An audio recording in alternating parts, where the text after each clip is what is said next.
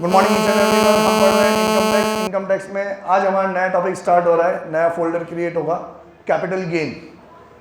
Capital gain से पहले अपन पलक के पापा को याद कर लेते हैं, है ना। उसके पापा को लत लग गई थी अमेजॉन नेटफ्लिक्स की, तो क्या कर रहे थे, पहले तो नौकरी कर रहे थे, तो सैलरी से पैसा अर्न कर रहे थे, अच्छा खासा पैसा बना लिया, तो फिर बिजनेस करने लग गए। बिजनेस से खूब सारा पैसा बना लिया तो प्रॉपर्टियाँ खरीद के इकट्ठी करने लग गए। अब जब प्रॉपर्टियाँ इकट्ठी हो गई तो उन्होंने एक बड़ी सी प्रॉपर्टी डेवलप करी और उसको रेंट पे दे दिया। रेंटल इनकम अच्छी चल रही थी, income from house property calculate हो ही रही थी, तो कह रहा है ये बार बार का नाटक क्या बेकार है यार। अनरियलाइज रेंट भी आ जाता है, वैकेंसी पीरियड भी आ जाता है, स्टैंडर्ड डिडक्शन 30%, इंटरेस्ट लोन का प्री और पोस्ट करते बैठो, फिर NAV नील में वो लिमिट आ जाती है, बहुत बेकार काम है। तो उन्होंने धीरे धीरे अपने सारे फ्लैट बेचने चालू कर दिए। अब ये जो सारे फ्लैट्स बेचने चालू कर दिए, तो इसमें हम कहेंगे कि पलक के पापा ने अपने पास जो असेट्स थे वो असेट बेचना चालू कर दिया, है ना। तो जब कभी भी कोई भी असेसी अपना असेट बेच के पैसा कमाएगा तो वो कहाँ आएगा, कैपिटल गेन में आएगा। कैपिटल गेन में इनकम को आने के लिए दो शर्तें पूरी करनी पड़ती हैं। पहला असेट और दूसरा उसका ट्रांसफर। मैं सेल नहीं कह रहा हूँ, मैं क्या कह रहा हूँ, ट्रांसफर। कि असेट अगर कोई भी ट्रांसफर करेगा तो वो कहाँ, उसकी जो इनकम होगी वो कहाँ आएगी, कैपिटल गेन में आएगी। तो अब ये दोनों टर्म को अपन को डिटेल में समझना है कि असेट किसको बोलेंगे और ट्रांसफर किसको बोलेंगे, समझ में आया, ठीक है। तो यार आज यूँ समझो कि नीचे स्टेशनरी की शॉप है।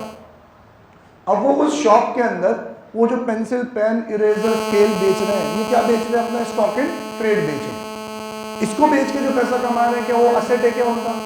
नहीं सर, स्टॉक भी तो असेट होता है। तो बेटा मैं करंट असेट की बात नहीं कर रहा हूँ, मैं किसकी बात कर रहा हूँ, फिक्स असेट की बात कर रहा हूँ, ठीक है। तो करंट असेट की बात नहीं कर रहे। अब वो जो उनकी जिस चीज में वो ट्रेड करते हैं, स्टॉक एंड ट्रेड, उसको बेच के पैसा कमा रहे हैं, तो इनकम कहाँ जाएगी, बिजनेस एंड प्रोफेशन में। लेकिन ऐसी नौबत आई कि उन्होंने अपना फर्नीचर बेच डाला, उन्होंने अपनी दुकान ही बेच डाली, अपना जमीन बेच डाला, घर बार के जेवर बेच डाले।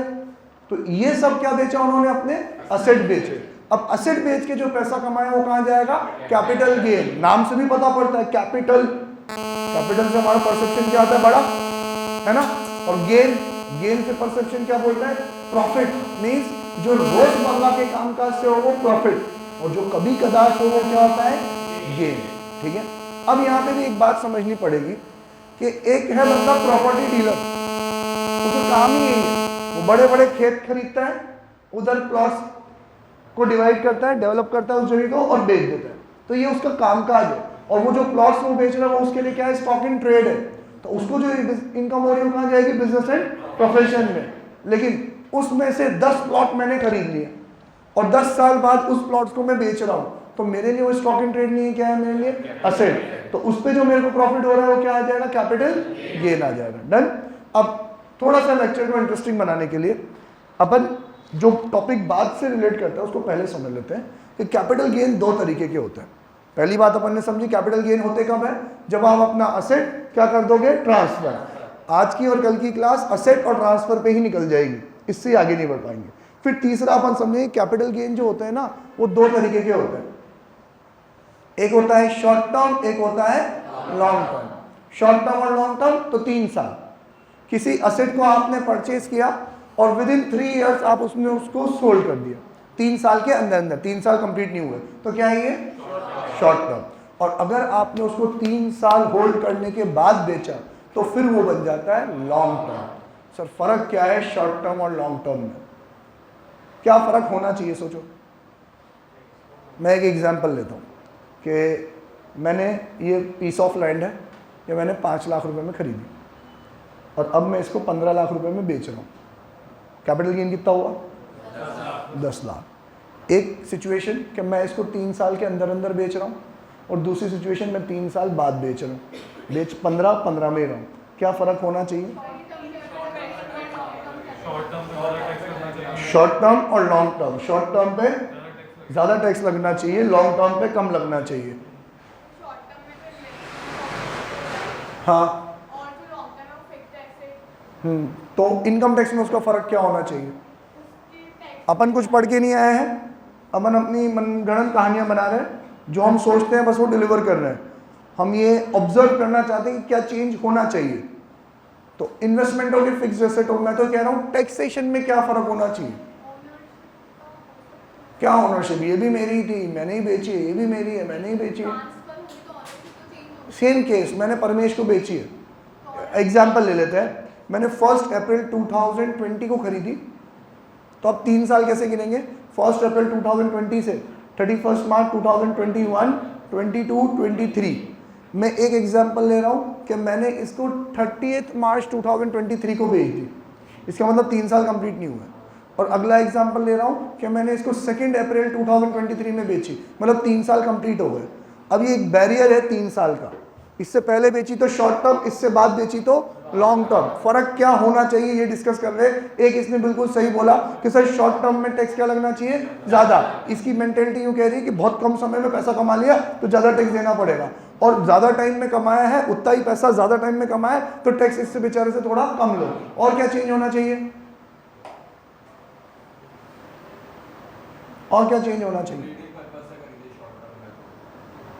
तो फर्क क्या होना चाहिए? इन्फ्लेशन मतलब बिल्कुल सही पकड़े हैं, इन्फ्लेशन। आगे बोलो। इन्फ्लेशन जो है, जैसे अभी 30 मार्च को बेची है, उस टाइम पे जो रेट थी उसकी कुछ और मिल रही हो, और वही 2 अप्रैल को थोड़ा ज़्यादा भी मिल सकती है, कम भी मिल सकती है, वो डिफर कर सकता है। तो उससे मेरा प्रॉफिट एंड लॉस डिफर करेगा, उससे क्या है? टैक्स में भी तो फर्क पड़ सकता है, जैसे उस टाइम पड़ेगा, वो तो नसीब है मेरा, उससे इनकम टैक्स को क्या लेना देना? किस पे ज़्यादा मिलेगा? मैं सिचुएशन क्या क्रिएट कर रहा हूँ समझो। सिचुएशन हमने क्या क्रिएट करी है? प्रॉपर्टी एक है, उसकी परचेजिंग कॉस्ट एक है, उसकी सेलिंग कॉस्ट भी लकीली सिचुएशन वाइज सेम है। बस चेंज क्या है? 3 साल पहले और 3 साल बाद का है। 5 में खरीदी 15 में बेची, 5 में खरीदी 15 में बेची। फ़र्क क्या होना चाहिए? एक टैक्स वाला मेरे को बहुत समझ में आया, और ये फ़र्क है भी सही। और इंटरेस्ट क्या? सर अगर यही पैसा किसी दूसरे के पे इन्वेस्ट करता हूं इसको इंटरेस्ट मिलता है ना सर, हाँ, वो थोड़े साल में मतलब वो अपॉर्चुनिटी कॉस्ट है, तो हर जगह ही होता है।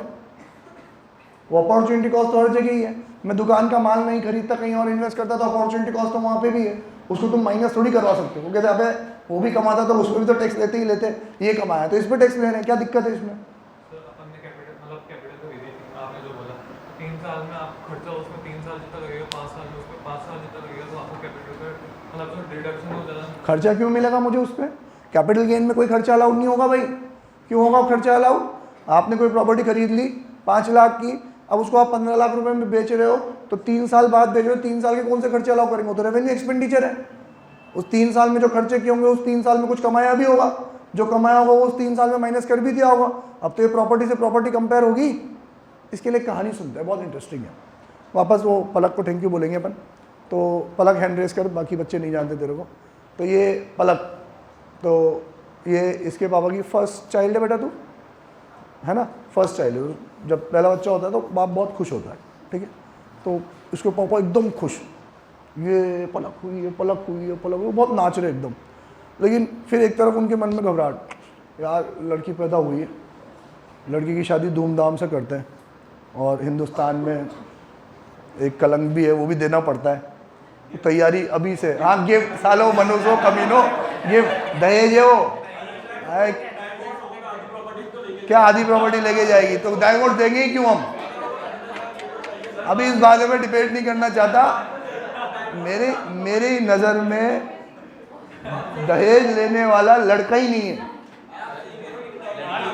लड़की को दे रहे हो, उनकी लड़की है। अच्छा, इस बारे में अपन ऑफ द रिकॉर्ड डिबेट करेंगे कि दहेज लेना सही है कि गलत है। मेरी नज़र में गलत है। मेरी नज़र में दहेज लेना गलत है। अगर मैं मेरे ससुर जी से कोई चीज़ डिमांड करके लूँ तो मेरी वक्त ही क्या है? दहेज वर्ड पता है किसको कहा जाता है? आज वो उनकी बेटी को बंगला गिफ्ट करे, कार गिफ्ट करे, वो उनकी मर्जी होनी चाहिए। गिफ्ट की डेफिनेशन में हम ये पढ़ेंगे, गिफ्ट में कोई ऑब्लिगेशन नहीं होता, गिफ्ट वॉलंटरी होता है। उसमें दे कि ना दे उसमें कोई कंपल्शन नहीं होता, देना ना देना बराबर होता है, तो वो गिफ्ट होता है। जो अपनी मर्जी से दे, इच्छा से दे, जो टेबल पे बैठ के एक एग्रीमेंट के थ्रू दे, उसको गिफ्ट नहीं बोलते, उसको तो दहेज ही बोलते हैं। और मैं यूँ सोचता हूँ कि अगर मुझे मेरे ससुर जी से कोई दहेज लेना पड़े तो खाक लानत है मेरी ज़िंदगी पे। क्या कमाया मैंने ज़िंदगी भर में, किसी और के पैसों पे मैं एक दिन भी गुजारूँ तो, ठीक है, ओके। तो अभी वो बात नहीं कर रहे अपन, लेकिन हिंदुस्तान में है जो है सो है। तो छोड़ो, मैं किसी की सोच नहीं बदल सकता, ना मेरे को बदलना है। मैंने तो मेरी शादी का भी खर्चा मैंने खुद ने दिया था, उनसे तो थैंक यू ही लिया था, ठीक है। तो तुम भी, मैं चाहता हूँ ऐसा बनो यार। चलो छोड़ो यार, छोड़ो छोड़ो छोड़ो। अब ये इस पलक के पापा को तो टेंशन है ना कि ऐसे होते हैं लड़के तो थू।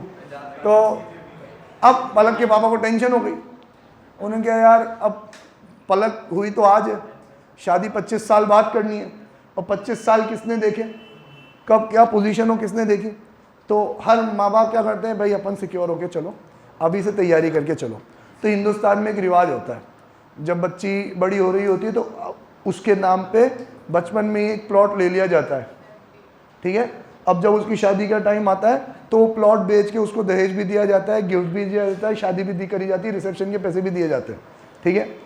तो अब इसके पापा इसी तरीके से जब ये हुई तब यहाँ से गुजर रहे थे। लकीली मेरा जाना हो गया। मैंने कहा अंकल कहाँ जा रहे हो? कह रहे बेटा बहुत खुशी की बात है, पलक हुई है। मैंने कहा पलक तो वहाँ हुई, आप यहाँ कहाँ जा रहे हो? अरे बेटा बेटी हुई है ना यार, तो समझ तू। मैंने कहा ये बैग क्या है? कि इसमें 50 लाख रुपए। नहीं चलो 50 लाख नहीं, इसमें 11 लाख रुपए। मैं किस काम के? अरे मैंने ना यूँ सोचा है कि आज सोने का भाव 11,000 रुपये है, तो 11 लाख रुपए से मैं 1 किलो सोना लेना चाहता हूँ। आ गया? बहुत बहुत मुबारक। सब्बीर सर के लिए कॉन्ग्रेचुलेशन कह दो, उनके बच्चे की पासपोर्ट आ गई है, ठीक है। अब गेट लगा दो बेटा, कोई डिस्टर्ब नहीं करना चाहिए, अपन बहुत इंटरेस्टिंग कहानी सुन रहे हैं, ठीक है। तो अब इसके पापा ने सोचा कि ये आज पैसे हैं, 25 साल बाद हो कि ना हो पता नहीं है, तो मैं मेरी बच्ची को 1 किलो सोना गिफ्ट करना चाहता हूँ शादी में। तो 1 किलो सोना मैं आज ही रख के खरीदना चाहता हूँ। ये बात उन्होंने मेरे को की थी। मैं कहा अरे अंकल आज ही 1 किलो सोना खरीद लोगे, 25 साल तक पहरेदारी करनी पड़ेगी इसकी, चौकीदार बन जाओगी इस 1 किलो सोने के। कि नहीं बैंक में रख दूंगा लॉकर में, तो 25 साल का किराया देना पड़ेगा लॉकर का। आप इसमें पानी डालोगे सोने का, 1 ग्राम भी बढ़ेगा क्या? नहीं बढ़ेगा। तो फिर लेकिन इसकी वैल्यू तो बढ़ जाएगी। मैंने कहा वैल्यू बढ़ जाएगी तो तुम्हें तो 1 किलो सोना ही गिफ्ट देना है। आज भी 1 किलो ही है, बाद में भी 1 किलो ही है, कोई फर्क पड़ेगा क्या उसका? जाना तो बेटी के पास ही है। एक काम करो, आप है ना ये 11 लाख रुपए मुझे दे जाओ, ठीक है। और जब बेटी की शादी तय हो जाए तब मेरे पास आ जाना, मैं आपको इतना पैसा दे दूंगा कि आप 1 किलो सोना भी खरीद लोगे और उसकी शादी का खर्चा भी निकल जाएगा अच्छे से। मैं कहा सच्ची? क्या हाँ सच्ची। पक्का दे जाओ ना? दे जाओ, टेंशन ही मतलब। अभी तो 28% थी यार। पॉज कर, जल्दी पॉज कर।